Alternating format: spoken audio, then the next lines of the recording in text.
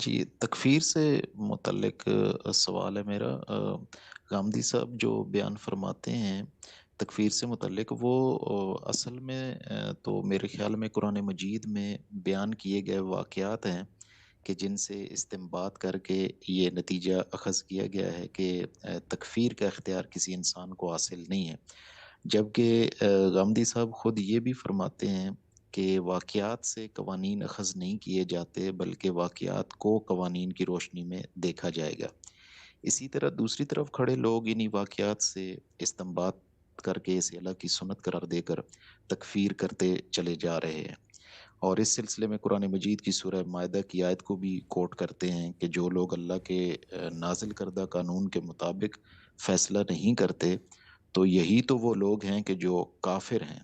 تو یہ بات زیادہ متعین محسوس ہوتی ہے تکفیر کے معاملے میں، ٹھیک ہے جبکہ نفی میں ایسا اسلوب نہیں ملتا جس شد و مد سے اس کو بیان کیا جاتا ہے کہ ٹھیک ہے کسی کو تکفیر کا اختیار حاصل نہیں ہے۔ بہت اس پر شکریہ۔ تھوڑا تفصیلی اگر تبصرہ ممکن ہو تو فرما دیں۔ میں نے اس میں واقعات سے ہرگز کوئی استدلال نہیں کیا۔ میرا استدلال تو بہت سادہ ہے کہ تکفیر ایک مذہبی فتویٰ ہے۔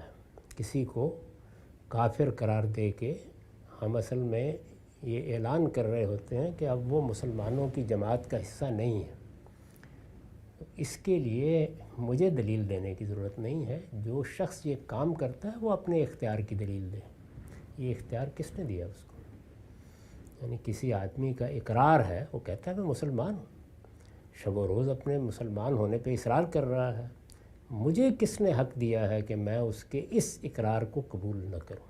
تو یہاں دلیل ان لوگوں کو دینی ہے۔ میں نے اس میں کوئی واقعات سے استدلال نہیں کیا، ضمناً کسی چیز کا حوالہ دیا ہے۔ دین میں جب آپ کوئی بات کرتے ہیں تو یہ اصل میں اللہ کی طرف اس کی نسبت ہے۔ اللہ تعالیٰ کی طرف کسی چیز کی نسبت آپ کو کرنی ہے تو آپ کو دلیل دینی ہے اس کی۔ مجھے اس میں کوئی استدلال نہیں کرنا۔ تو میرے نزدیک کسی شخص کو حق نہیں ہے کہ وہ ایک طرف ایک شخص کا اپنا اقرار ہے اور وہ اس کے مقابل میں اپنا فتویٰ پیش کر دے۔ یعنی وہ کہہ رہا ہے میں مسلمان ہوں، بس مسلمان ہے، اب مسلمان کی حیثیت سے میں اس کو اپنا بھائی سمجھ کر اس کے کفر کی طرف بھی توجہ دلاؤں گا، اس کے شرک کی طرف بھی توجہ دلاؤں گا، بدعت کی طرف بھی توجہ دلاؤں گا، فسق کی طرف بھی توجہ دلاؤں گا، لیکن میں اس کو مسلمان سمجھ کر بات کر رہا ہوں۔ جیسے انسان اپنے بیٹے کو بیٹا سمجھ کر کہتا ہے کہ بیٹے یہ کام تمہیں نہیں کرنا چاہیے، یہ ہمارے خاندان کی روایات کے خلاف ہے، یہ تمہارے شائن شان نہیں ہے، وہ میرا مسلمان بھائی ہے، کیوں؟ اس لیے کہ وہ اقرار کر رہا ہے۔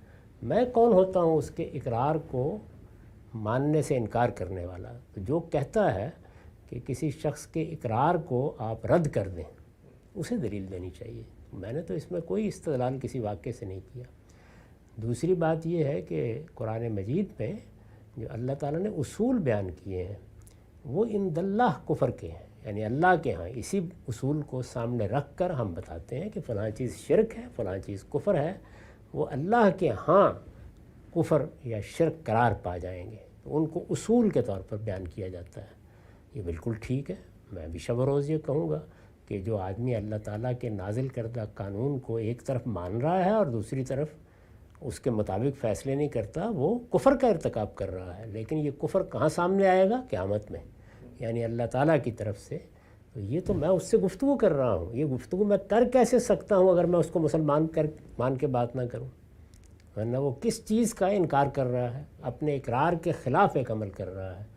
تو یہ اولئک هم الکافرون اولئک هم الظالمون کا مطلب ہے وہ اللہ کے ہاں کافر قرار پا جائیں گے، اللہ کے ہاں ظالم قرار پا جائیں گے، اللہ کے ہاں فاسق قرار پا جائیں گے۔ میرا فیصلہ کرنا اور اللہ کے ہاں کوئی نتیجہ نکلنا یہ دو الگ الگ باتیں ہیں۔ میرا فیصلہ کرنے کا مطلب ہے میں نے قضا کی ہے، یعنی میں نے جج کا فیصلہ سنایا ہے، یہ میرا اختیار نہیں ہے، اس کے لیے دلیل دینی چاہیے۔ یہ بات ہے جو میں نے بار بار توجہ دلا کے کہی ہے کہ یہ میرا حق نہیں، یہ آپ کا حق نہیں، یہ کسی کا حق نہیں۔ کوئی شخص بھی دوسرے کے اقرار کی نفی نہیں کر سکتا جب تک وہ اپنے اقرار پر اصرار کر رہا ہے۔ اس کی دلیل دینی چاہیے، کیسے نفی کر دی جائے؟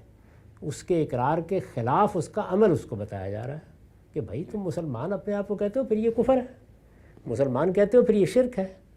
تو بس یہاں تک ہماری جورسڈکشن ہے، اس سے آگے ہم نہیں جا سکتے. فرد پر کوئی فیصلہ کرنا بالکل الگ چیز ہے، اور اصول میں یہ بتانا کہ یہ کفر ہے، یہ شرک ہے، یہ بالکل ایک الگ چیز ہے. ٹھیک ہے سر، بات واضح بھی، بہت شکریہ.